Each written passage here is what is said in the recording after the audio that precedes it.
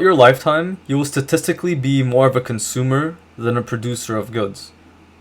What that means is you will tend to spend more money than you will save or produce for the world. At the root of all this is the habit of overspending. You see it all over the world, but I really noticed this when I went to the United States, where people just bought. Like they were just buying whatever they could get their hands on. Malls were packed, restaurants were packed, and these people were just buying. They'd buy food, drinks, clothing, shoes, whatever you name it. People just like to spend, and at the root of that is overspending. And many of us would like to save some money, be rich, make money. That's a goal of millions of people around the world. But most people fail to do this. And although this is not the main reason, it is a reason why. And it's overspending. So how do you stop overspending? It's rather simple. We buy stuff to make us happy. That's really it. We want to look cool. We want to feel cool. It gives us meaning, purpose, whatever it may be. However, I found that if you just put that meaning and purpose towards saving, then it gives saving a whole different outlook, and it'll make you want to save rather than hate spending. Rather than hate saving, excuse me.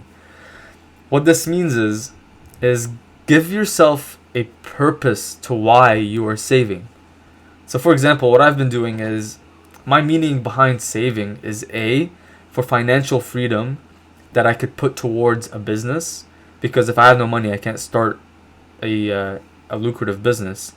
And B, I'm saving this money so that I could retire early. These are goals that I want, and these are goals that I'm trying to attain.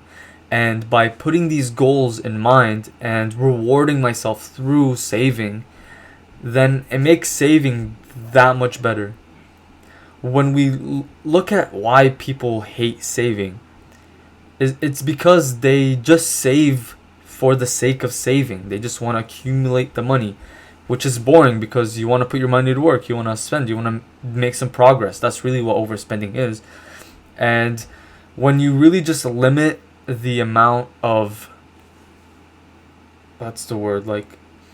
by creating that barrier and making yourself want to save, it'll make you avoid overspending. Because if you think about it, the opposite of spending is saving, or not doing anything with that money at all. And that's what you want to do. So train yourself to save. Make it fun. Who said it has to be boring? I've said this in my reading videos.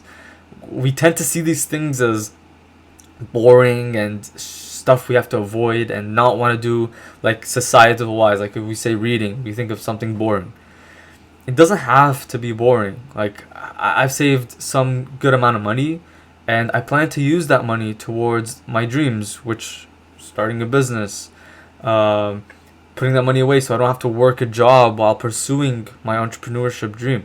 Like these are goals that I really want to achieve, and by having that goal, if you compare two people, the person who does not have that goal in mind, that meaning and purpose behind his savings, he'll spend it the first thing he buys. Like he'll just want to spend.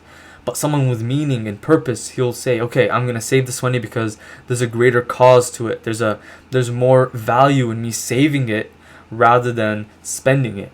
And that's what people get wrong. And I really hope this message comes across to you, because it really helped me out. And if it helps you out, we're all happy.